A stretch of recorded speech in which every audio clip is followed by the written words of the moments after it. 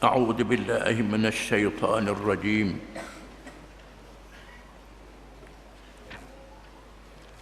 بسم الله الرحمن الرحيم.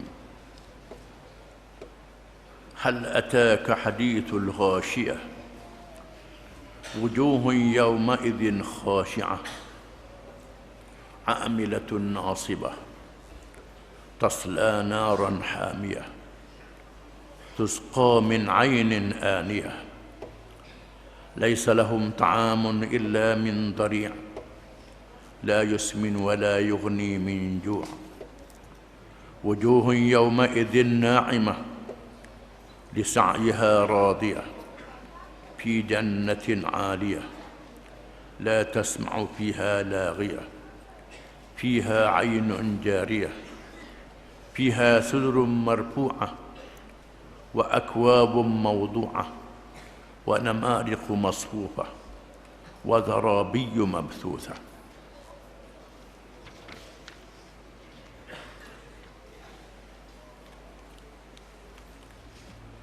Dengan nama Allah yang Maha Pemurah lagi Maha Mengasihi. Sudahkah sampai kepadamu wahai Muhammad sallallahu alaihi wasallam perihal hari kiamat yang huru-haranya meliputi muka orang-orang yang kafir pada hari itu tunduk kerana merasa hina. Mereka menjalankan kerja yang berat lagi penat lelah. Mereka tetap menderita bakaran neraka yang sangat-sangat panas. Mereka diberi minum dari mata air yang cukup masak panasnya. Tidak ada makanan bagi mereka di situ selain daripada pokok-pokok yang berduri, yang tidak menggemukkan dan tidak pula dapat menghilangkan sedikit kelaparan pun.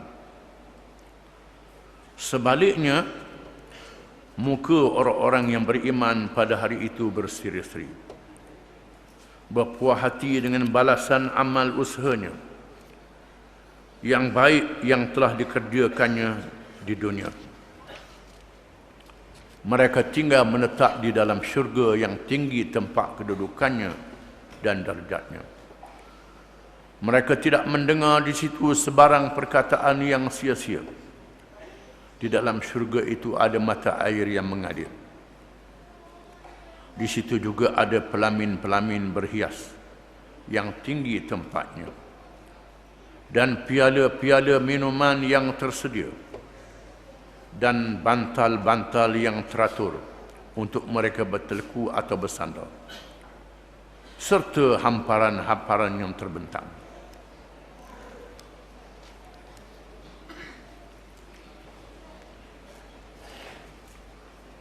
Surah Al-Ghashiyah termasuk di kalangan surah Makkiyah. Surah yang diturunkan di Makkatul Mukarramah ketika Rasulullah sallallahu alaihi wasallam dan orang-orang yang awal masuk Islam menghadapi kezaliman, menghadapi kejahatan yang dilakukan oleh musuh-musuhnya. Tidak ada kesalahan yang mereka buat melainkan kerana mereka beriman. Mereka percaya kepada Allah dan Rasulnya sallallahu alaihi wasallam. Maka Allah Subhanahu wa taala menguatkan iman mereka dengan memberi penekanan kepada beriman terhadap adanya hari akhirat. Hari yang mesti berlaku, hari yang akan datang, yang benar berlaku dan datangnya, yang dijanji oleh Allah Subhanahu wa taala. Surah ini memberi penekanan kepada peristiwa hari kiamat, peristiwa hari akhirat, peristiwa yang mesti berlaku. Jangan sedih, jangan takut, jangan bimbang. Mesti berlaku pada hari kiamat kelak, di mana Allah akan memberi balasan kepada manusia semuanya. Ketika manusia dilingkungi oleh kedahsyatan huru-hara hari kiamat, maka Allah membahagikan manusia itu kepada mereka yang beriman dan mereka yang kafir. Termasuk yang munafik, kafir juga dibahagikan oleh Allah pada hari kiamat kelak. Mereka yang kafir menerima balasannya, jangan bimbang. Mereka yang beriman menerima balasannya, maka gembiralah dengan janji Allah Subhanahu wa taala.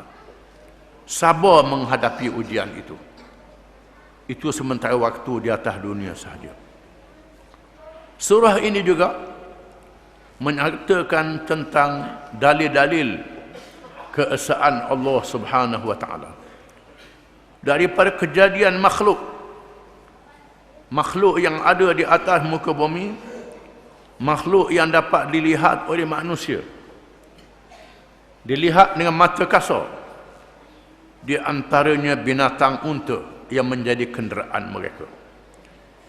Dengan kejadian yang menakjubkan, hidup di padang pasir yang panas, boleh berjalan perjalanan yang jauh, boleh membawa barang-barang yang berat, membantu manusia dengan kejadian yang menakjubkan. Bumi tempat mereka berpijak, mereka boleh hidup di atas muka bumi. Kejadian tanah yang terhampar di hadapan mereka, bukit buka dan gunung ganan, itu semua kejadian yang menakjubkan, menjadi tanda kekuasaan Allah Subhanahu wa taala. Lihat pula ke langit, dengan segala langit, segala isi dan bintang cakrawalanya, matahari, bulan dan bintang-bintang. Di antara bintang-bintang itu menjadi penunjuk jalan kepada manusia dalam perjalanan di padang pasir dan perjalanan di laut. Peredarannya mempengaruhi musim yang ada di atas muka bumi ini, diatur oleh Allah Subhanahu wa taala, menunjukkan bahawa seluruh alam ini adalah di bawah kerajaan Allah taala. Bukan saja Allah menjadikan, bahkan Allah memerintah alam dengan undang-undang dan peraturan-peraturannya. Maka berimanlah kepada Allah, berimanlah kepada Rasulnya, perkitabnya, dan berimanlah kepada janji Allah Subhanahu wa taala. Dan surah ini diberi amaran dengan penutupnya, iaitulah manusia akan dikembalikan semuanya kepada Allah Subhanahu wa taala, akan dipanggil balik, akan dihisap dan dikira segala amalannya di hadapan Allah Subhanahu wa taala. Orang-orang yang beriman tidak khawatir, orang yang beriman tidak bimbang, percaya pada rahman Allah, percaya pada murahnya Allah, percaya kepada adil dan kesiannya Allah kepada hamba-hambanya. Maka orang-orang yang kafir, terimalah balasannya, kerana dia tak percaya, maka akibat tak percaya akan lihat pada hari kiamat kelak. Bismillahirrahmanirrahim. Hal ataka hadithul ghashiyah? Adakah datang kepadamu wahai Muhammad sallallahu alaihi wasallam, tiba kepadamu wahai Muhammad sallallahu alaihi wasallam percakapan berkenaan dengan hari kiamat, ketika manusia dilingkungi oleh kedahsyatannya, dilingkungi oleh huru-haranya yang sangat menakutkan. Tidak ada beza di kalangan manusia itu, termasuk nabi-nabi dan rasul-rasul alaihi wassalatu wassalam, termasuk malaikat yang muqarrabin, dalam keadaan yang tunduk kepada Allah, takut kepada balasan Allah pada hari kiamat kelak. Maka apatah lagi, barulah tahu mereka yang kafir, mereka yang menunjukkan kuasanya dengan zalim di atas dunia pada hari ini, pada masa itu baru dia tahu tentang ketakutan hari kiamat. Kita sudah diberitahu pada hari ini. Wujuhun yawma idzin khashi'ah. Muka-muka mereka yang kafir, yang zalim, yang melawan Allah pada hari kiamat itu tunduk. Tunduk. Tak boleh hakak muka lagi. Hari ini mu boleh tunjuk gajah. Mu boleh tunjuk kuat, mu boleh lenggok. Tunjuk agah. Agah ni binatang kecil. Kecil dia agah tu, kecil pada nyamuk lagi. Tapi nyombong. Kalau dia ketik kita sakit sangat, tak padan dengan agah. Lepas tu orang tua kata agah. Ini dia. Itulah mereka yang zalim, yang sombong ini. Dibandingkan oleh orang tua dengan agah. Tunjuk henelang dia. Kekoh gajah dia, kekoh agah. Agahnya dia. Sombong, berasa dia besar. Berasa dia kuat. Pada hari itu tunduk. Bila berlaku hari kiamat, barulah sedar tak boleh nak buat apa. Amilatun nasibah. Mereka menyedari amalan-amalan mereka yang memenakkan di atas dunia dulu. Pergi ke sana, pergi kemari, cari pitih, cari duit, cari kedudukan. Gunakan pitih, gunakan duit, gunakan kedudukan untuk lawan Islam. Untuk kerja maksiat. Untuk menentang Allah Ta'ala. Hari itu barulah dia sedar bahawa kerja mereka penak saja je. Bahkan di hari kiamat lebih penak lagi. Mengheret rantai-rantai yang memelenggu mereka. Amalan-amalan mereka yang jahat di atas dunia itu menjadi rantai-rantai dan gari-gari yang membelenggu mereka. Yang mengikat mereka. Mereka akan heret dengan beratnya di padang mahsyar itu. Akan mengheretnya dengan berat di padang mahsyar itu. Barulah mereka tahu tasla naran hamiyah, menyalanya api neraka yang sangat membakar. Api neraka yang sangat membakar. Disebut di dalam hadis, serangan-rangan ahli neraka itu ialah seorang yang diletakkan di tempat lengkok tapak kakinya. Kecil saja tempat lengkok tapak kaki. Lalu menggelegak otaknya. Laksana menggelegak air di dalam perut. Itu yang ringan seksanya. Apalagi mereka yang berat seksanya. Dinyalakan api neraka yang membakar. Tusqa min ainin aniyah. Diberi minum daripada air yang paling panas dan paling masuk panasnya. Dia beri minum air yang sangat panas yang boleh memutuskan orak perut, putus-putus takut semula, putus-putus takut semula, untuk menambahkan seksanya. Laisa lahum ta'amun illa min dhari'. Tidak ada bagi mereka makanan malaikat daripada dhari'. Dhari' ialah sejenis buah kayu di padang pasir yang binatang unta tak sanggup makan. Binatang unta yang sangat kuat, yang boleh kekeh pohon yang berduri, tak sanggup nak makan buah dhari'. Buah dhari', buah yang berduri, yang sangat dahsyat rasanya. Setengah ulama mengatakan yang beracun. Yang beracun, yang menyakitkan. Inilah makanan yang diberi kepada ahli neraka. La yusminu wa la yughni min ju'. Yang tidak boleh menggemukkan tubuhnya. Yang tidak ada zat langsung. Yang tidak boleh menyegarkan tubuh. Tak boleh menyihatkan tubuh. Dan tidak boleh menghilangkan kelaparan sedikit pun. Tak menyihat dan tidak menghilangkan kelaparan. Makanan itu untuk menyeksanya sahaja. Padan muka di atas dunia ini, mereka makan apa saja. Mereka minum apa saja. Mereka isap apa saja. Benda yang tidak ada faedah, yang menyakitkan diri, yang diharamkan oleh Islam, dimakannya. Padahal Tuhan kata ini merosakkan diri dia. Dimakannya, diminumnya, dimabukkan dirinya, dihilangkan akalnya.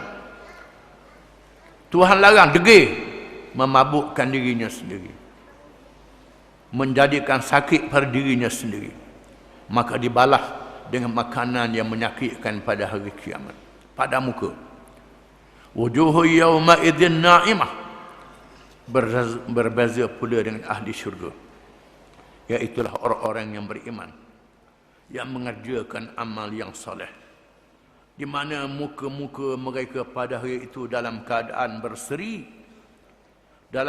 berseri, melihat benarnya janji Allah Subhanahu wa taala. Janji Allah Subhanahu wa taala yang diberitahu di dalam kitab Allah, diberitahu oleh kata-kata Allah di dalam Qurannya, dan diberitahu oleh Rasulullah sallallahu alaihi wasallam, diberitahu oleh ulama, oleh tok-guru dan ustaz-ustaz yang mengajar, memberitahu tentang amal yang soleh diberi pahala. Didapati amal yang soleh itu ada pada dirinya pada hari kiamat, menjadikan mukanya berseri, lisa'yiha radiyah, kerana amalannya yang meredakan, di atas dunia, amalan yang meredakan dirinya dan meredakan Allah Subhanahu wa taala, amalan yang disayangi dan dikasihi oleh Allah Subhanahu wa taala, dibentangkan kepadanya pada hari kiamat, dan dia melihat amalan itu fi jannatin aliyah, berada dalam syurga yang tinggi kedudukannya. Diletakkan di dalam syurga yang merupakan kebun-kebun dan tanaman-tanaman yang menyegarkan, yang ada di dalamnya berbagai-bagai jenis buahan yang diambil dengan mudah, dicapai dengan tangan, berada di hadapannya, tidak perlu dipanjat macam khabak pohon rambutan, khabak pohonnya, tak ada lagi dah. Buah tu datang di hadapan dia sendiri, tak perlu menunggu macam tunggu deriang dulu, tidak, datang sendiri di hadapannya. Buah-buah yang dia tengok di atas dunia dan buah-buah yang dia tidak tengok di atas dunia. Syurga yang ada di dalamnya kebun-kebun yang indah, buah-buahan yang lazat, dan tempat tinggal istana-istana yang indah dan cantik. Bilik-bilik yang mengamankan, yang hidup dalam keadaan tenang dan aman, dibina daripada jongkong-jongkong emas, bukan batu bata lagi, bukan batu bata, batu-batu jongkong emas dan perak dan mutiara. Fiha ainun jariyah, di dalamnya mata air yang sentiasa mengalir, yang tidak putus-putus. Disebut di dalam ayat-ayat yang lain, sungai daripada air biasa, sungai daripada susu yang tidak basi sampai bila-bila, sungai daripada madu yang dibersihkan daripada lilin, sungai daripada air buah-buahan yang disebut hari ini dengan arak. Tapi arak ini arak yang penipada, arak yang basi. Air buah-buahan yang sengaja dibasikan, dibusukkan, diburukkan. Bahasa jenis bodoh. Tuhan buat molek-molek, sengaja dia ambil buah tu biar jadi basi, jadi buruk. Letak biar jadi tapir, jadi buruk. Lepas dia, masa buruk sahaja dia makannya, nak suruh penipala. Ini huduhnya perangai manusia. Dalam syurga tidak. Air-air buahan yang tidak memabukkan, yang mengalir, yang tak putus-putus. Fiha sururum marfu'ah, di dalamnya ada tempat-tempat duduk. Nama kalah kursinya, nama kalah singgah sana ke katil ke apa saja, tempat-tempat duduk yang diangkat. Wa akwabum mawdu'ah, dan bekah-bekah air yang diletakkan, bekah-bekah yang terdiri daripada piala-piala Bukan piala untuk hadiah, sekadar hadiah itu saja. Piala yang boleh diisi di dalamnya makanan, minuman-minuman yang lazat. Wa nama'ariqu masfufah, dan bantal-bantal yang disediakan untuk berehat. Bata-bata yang disediakan untuk berehat, bata-bata yang indah. Wa namariqu masfufah wa zarabiyyu mabthuthah, dan hamparan-hamparan yang dihamparkan dengan indah, dengan cantik, yang menyelerakan siapa yang duduk di atasnya. Itulah dia gambaran syurga yang dijanjikan oleh Allah. Itu sekolah digambarkan kepada kita.